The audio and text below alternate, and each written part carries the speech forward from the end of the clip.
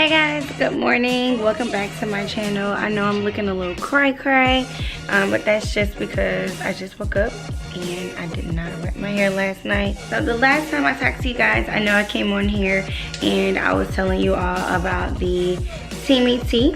I know that was probably like 3 weeks ago, which is when I first started my TEAMI tea journey. And you are supposed to do it for about 30 days, or at least that's how much supply I had. And I'm on week 3, and you guys, I absolutely love this stuff. It's literally become a habit. Not only that, I'm really a tea drinker anyway, so it has just been one of my favorite teas now. So I'm definitely going to buy some more when I run out of this. Even though it's supposed to last 30 days, you guys, this stuff lasts so long because you really don't need that much when you put it into your tea. You only need a tablespoon. I do too, just to give myself the extra kick, but you really only need 1. But yeah, you guys, I always drink this when I first wake up in the morning just because it just gives me that boost of energy. I have the skinny tea, and then I also got the colon tea, and I usually drink the colon tea at night, but I really feel like the skinny tea is what works for me. I always drink this when I first get up in the morning. It wakes me up. It just makes me feel so rejuvenated for work and to just really start my day. And I've also been on this weight loss journey. No, this does not like make you just get skinny. That's not what it's for. But it does help suppress your appetite so you're not eating as much. So I always pair this with like either some cereal or oatmeal, and I am good all the way until lunchtime, which my lunch is probably like around 3. And then I'll eat once for dinner when I get home at night. But yeah, y'all, get y'all some skinny tea. Also, I would recommend getting the tumbler that comes with it that they sell on their website, just because it has a strainer in there and it just makes it so much easier to drink your tea. And it's really, really cute. And people are always asking me like, what is that? Where'd you get your tea? It's almost like having a Starbucks cup. You just need it. Yeah, you guys, I didn't want to make this entire video about that because that is not what this is. Yeah, we're gonna get right back into the video. I know I probably look completely different in the last clip. That's because your girl did not just wake up when she recorded that, but this is me just waking up. So yeah, that's pretty much it for this video, you guys. Also, I do have a discount code for the TEAMI tea. You do get 25% off. I'm going to leave that right here.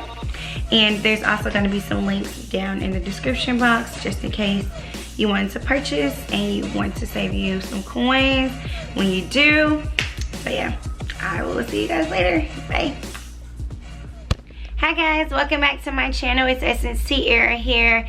Today I'm coming to you guys with a different type of video. I really wanted to talk to you all about financing and budgeting and saving your money so that you can buy the things that you really want in life. The only reason why I'm actually doing this video is because just recently, last month, I actually bought my dream car. My very first time buying something that big, and I had a lot of people DMing me and asking me questions on Instagram as well as in my comments on YouTube just about how much everything costs and how I saved up to get to that point. And a lot of people were saying that they also want to get to that point, but they're just not in the position to as of right now. So I felt like it'll be helpful for me to kind of just tell you guys a little bit about some of the things that I did to be able to purchase my dream car by the age of 25. Obviously, everyone moves at their own pace. I wanted my dream car way before 25, but I felt like this was not even just my age, but just was a time and a period for me where I set myself up to be able to do that for myself. So just because you might not be able to get it today does not mean that next year or the year after that or your 30th birthday, or some of you might not even be 25 yet, your 25th birthday might be the year for you to buy a dream car. I'm not only telling you how to buy a car, you can use some of these tips to purchase anything that's really big or near and dear to your heart, which could be your own apartment or a different type of car that you might want, or if you want to surprise your family with something, or just get to a certain goal. these are pretty much the steps that I take, and I think will be very helpful to you if you took them as well. So if you guys would like to just hear some tips and tricks on how to really budget and save your money so that one day you can buy your dream, whatever it may be, then just keep on watching this video. So the very first thing that goes into saving and budgeting your money is really knowing what's important to you. Really knowing what you're willing to spend your money on and what you're not. And I like to really point this out and make sure that you do have an idea of the things that are important to you, because if you don't really know what's important to you, you'll end up just spending your money on everything as soon as you want it, or if you see someone else with it, you'll just be more inclined to spend your money on it because you really don't know what you want. Some things that's important to me that I felt like I am willing to spend my good money on is like my makeup. So I really like to wear the makeup that I like. I feel like I found my favorite type of foundation, so I'm gonna purchase that. I don't care how much it costs or whatever, I'm gonna buy that. But something that's not very important to me has always been like getting my hair done. I learned how to do my own hair. That way I don't have to spend a whole lot of money on paying someone else to do my hair. And also my nails are another thing where that's not really that important to me. So I'm not willing to spend as much money on that as I am on maybe my makeup or the place that I live or my car or traveling. Those are things that are really, really important to me. So it's important for you to find out what's important to you. If you like sneakers and you're more of a sneakerhead, then maybe you'll spend more of your money on tennis shoes, but not so much on the actual outfit that you're wearing, because your tennis shoes are a statement within itself. So you really want to find out what is important to you. What are you willing to spend a lot of money on? So once you do find out what's very important to you and what you're willing to spend your money on, now you see where this thing or this product could allow me to not save as much as I could because I'm willing to spend money on this. So once you figure out your favorite thing that you're willing to spend your money on, now it's really time to start thinking about the amount of times that you're purchasing this product, or maybe you don't have to use it as often or as frequently. So for me, like I just said, my foundation was very important to me. So when I'm putting on my foundation, I don't use a lot, and I also don't wear it all the time, just because I really want to save as much of that as I can so that I don't have to go and buy a new bottle of foundation every couple of months, because the foundation itself is about $50. Another really, really great helpful tip that I have always done and that I still do to this day is I really set a goal for myself. So I always tell myself, even if it's something that I might not be able to reach, just knowing that you are going for that goal, it just makes you feel different. It makes you feel different when you spend your money. It makes you feel different when you get paid, because you know that you have a goal that you're trying to reach either by the end of the month, 6 months, or a year. So you really want to start setting goals for yourself and just saying how much you want to have saved by this day or by this time. And then you'll start knowing, okay, these are the things that I need to do to get to that goal. It'll also help you so that when you do get paid and you do get your check, you start thinking about how much of your check you are willing to spend or are able to spend. That'll also allow you to obtain your goal.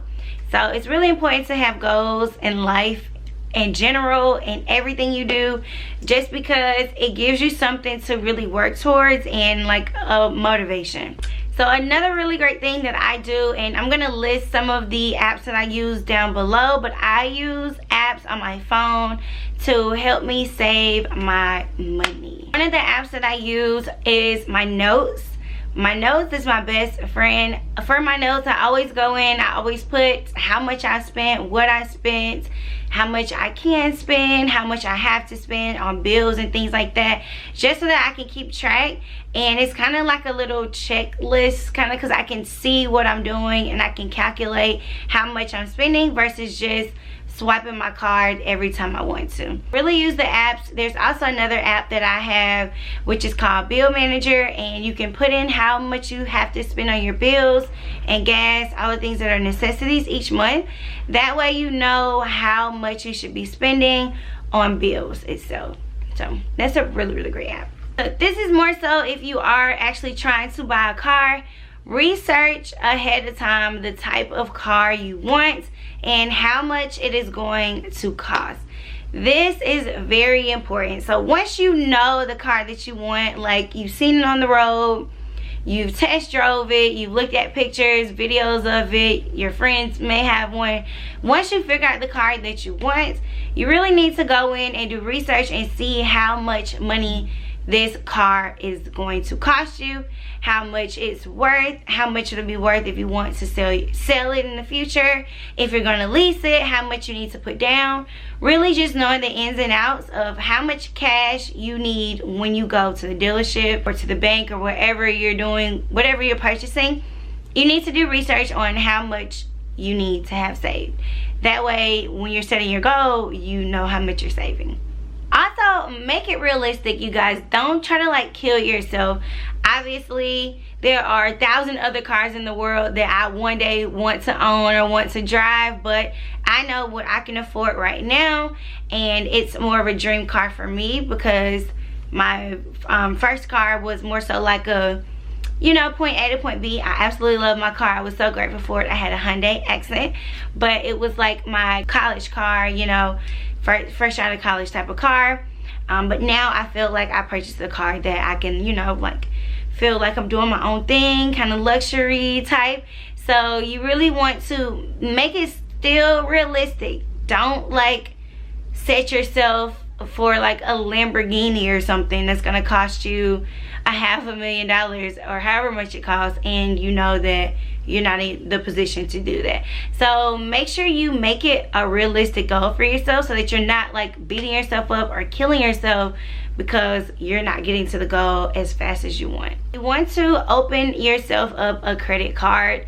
If you're of age. If not, you can talk to your parents about it and see if they can help you open up your own credit card account, because it's very important when buying a car or buying a house and you don't just have $30,000 in cash to give the dealership or your real estate agent if you're purchasing a home or whatever. It's really good to start building up your credit. Luckily, as a kid, my dad always taught me that. When I was like 18, 17, he always stressed to me that you need to have credit when you're this age, so that by the time you are 25 or 30, you'll be able to purchase your dream home or your dream car. So you want to go ahead and open up a credit card, and you want to use your credit card wisely. I recommend using your credit card only when you need to purchase necessities. So if you're getting gas or groceries or paying your bills with your credit card, or if you are going to take a flight somewhere and you pay for the flight with your credit card, those are the things that you want to use your credit card for.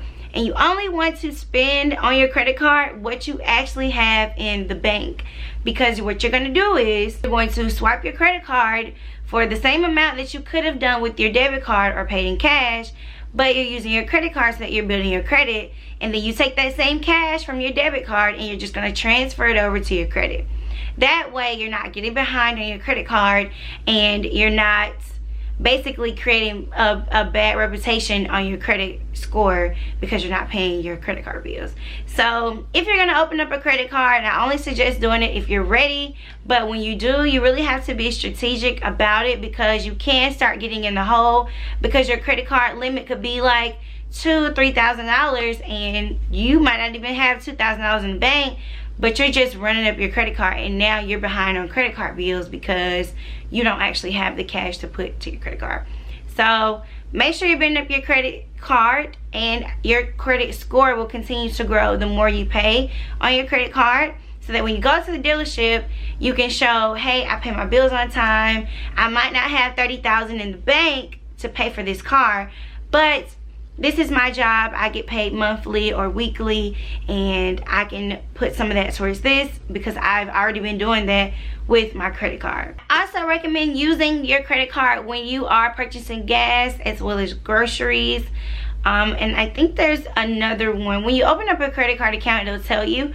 But with Bank of America, if you have a credit card with them and you use it for those type of things, they will give you cash back. So that's another way of getting more money and just being able to transfer it into your account for spending the money that you were going to spend anyway. So like if I need to put $20 worth of gas in my tank, which I have to do because I can't drive my car without gas, I will use my credit card instead of my debit card, because if I use my credit card on gas, Bank of America will give me like $1.20 for using my credit card for the gas. So I was going to spend the $20 anyway. So instead of spending $20, I only spent $19 because Bank of America gave me a free $1 for using my credit card. And I say $1, but obviously the more you spend on your credit card, the more your Bank of America will give you. So if you're doing groceries and you spend like $200 on groceries, Bank of America will give you back about $10 to $15 on your credit card for using that. So you can redeem that cash and you're saving money without even doing anything different than what you're going to do anyway. I gave myself a limit on how much I would be willing to spend for miscellaneous use or friends or drinks or food outside of, you know, the things that I needed. So obviously if you have a lot of friends, you guys like to hang out and do things like that, that stuff can really add up. And I've been noticing that lately, that it really does add up. Back when I first graduated from college, I didn't have that much money. I didn't even have a good stable job that was paying me anything. So the little bit that I had from working in college was pretty much all I had. And I really wanted to sustain that as well as add to it. So I realized that when I go out with my friends, I would either, say we were going to get drinks and food or something like that, I would go ahead and eat at home if my mother or my parents cooked, or if I just wanted to grab something because I worked at a restaurant. So I would just get something from my job that was free, and I would go ahead and get full. And then if I want to still hang out with my friends, that's fine, but I wouldn't have to spend as much money because I had already ate. So that's a really smart thing to do, just because if you're going out every night with your friends, going out to eat, that stuff really adds up, because it can turn into $20 a day, and you're never going to reach your goal if you're spending $20 a day out of your check and you're not putting anything into the, into your pile.